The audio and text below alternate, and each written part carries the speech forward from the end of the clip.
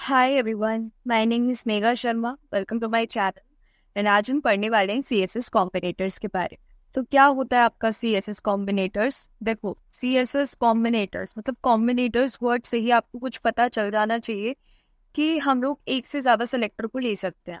अच्छा, हम लोगों ने पढ़ा था जैसे एचटीएमएल फाइल में हमारे जितने भी पैराग्राफ टैग्स हैं उसमें हमें सेम स्टाइलिंग अप्लाई करनी है। So we will definitely use P tag, मतलब पी एलिमेंट हम लोग डायरेक्टली लिख के और उस पर अप्लाई कर सकते हैं। फॉर एग्जाम्पल, जैसे हमारे कुछ पी टैग्स होंगे जिसमें हम लोगों ने 4 पी टैग्स बना दिया एंड सभी में हमने एक टेक्स्ट लिख दिया है ऑफ 10 वर्ड्स। ठीक है, तो अब मैं क्या करूंगी, इन सभी में अगर मेरे को सीएसएस अप्लाई करनी है तो मैं क्या करती हूँ, मैं क्या करूंगी, पी टैग्स मैं डायरेक्टली ले लूंगी, पी एलिमेंट में डायरेक्टली ले लूंगी और इसका मैं जैसे बैकग्राउंड कलर मैंने कर दिया येलो। हाँ, अब देखो ये किस तरह से दिख रहा है। हाँ, काम करते हैं, मैं ये मार्जिन पैडिंग 0 हटा देती हूँ सो दैट आपको क्लियरली विजिबल हो। हाँ देखो, ये चार हमारे चारों पे ही हमारा अप्लाई हो गया। सेकंड हम लोगों ने देखा था classes and IDs. Class and IDs हम लोग यूज करके सीएसएस को अप्लाई कर सकते हैं। अब जैसे सपोज करो मेरे को इस पर्टिकुलर क्लास में, जैसे my para, this is my class और ये मेरी क्लास है माई पैरा। तो माई पैरा करके मैंने एक क्लास बना दी है और इसमें अब मैं अप्लाई करने वाली हूँ कलर की प्रॉपर्टी, जिसमें मैंने दे दिया है ब्लू वॉलेट और फॉन्ट वेट मैंने कर लिया है बोल्ड। ठीक, इसको अब चेक करके देख लेते हैं। हाँ, ये देखो, तो किस किस पे अप्लाई हुआ है, ये सेकंड वाले पैरा पे और फोर्थ वाले पैरा पे अप्लाई हुआ है। और अगर मैं सिर्फ आईडी यूज करके करूँ तो आईडी तो मेरी यूनिक होती है। मैं क्या करूंगी, इसी पर ही ये काम करते, थर्ड वाले पे मैंने आईडी दे दी है माई पैरा आईडी। कुछ भी दे दो यार, कुछ फर्क नहीं पड़ रहा। एंड मैंने यहाँ पर क्या अप्लाई करते हैं, हाँ फॉन्ट साइज अप्लाई कर लेते हैं। फॉन्ट साइज मैंने कर लिया है 2 REM।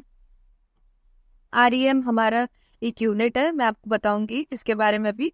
हाँ, ये देखो, फिर हमारे थर्ड वाले पे ही अप्लाई हुई है सीएसएस।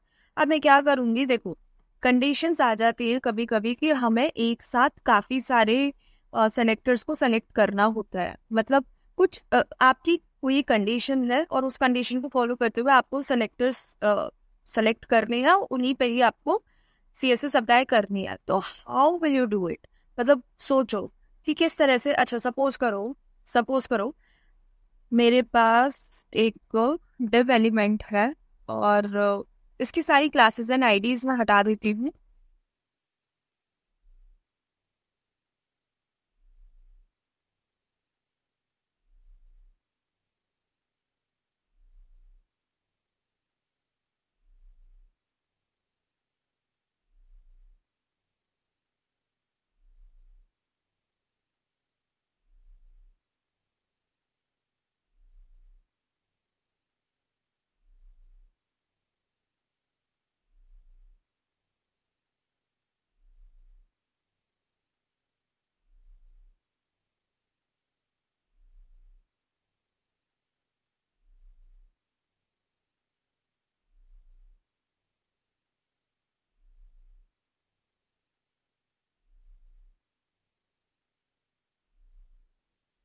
ठीक है, तो हमारा कुछ इस तरह का HTML हम लोगों ने लिख दिया है। अब हम इस एग्जाम्पल से सारे के सारे कॉम्बिनेटर्स हम देखेंगे।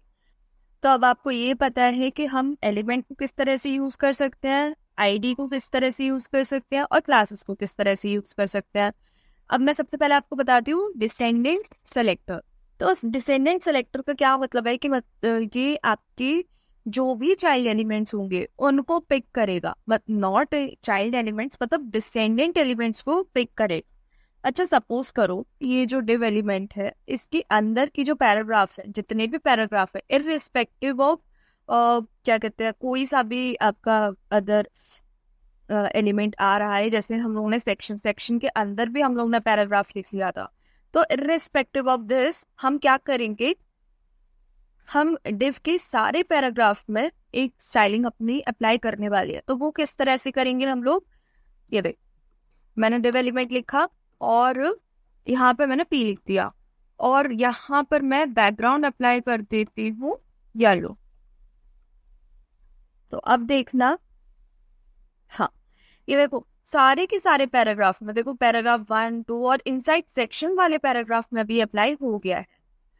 सेकंड आता है हमारा चाइल्ड सेलेक्टर। तो देखो ये डिसेंडेंट सेलेक्टर है और ये चाइल्ड सेलेक्टर, तो इसमें क्या डिफरेंस है आप खुद ही देख लो।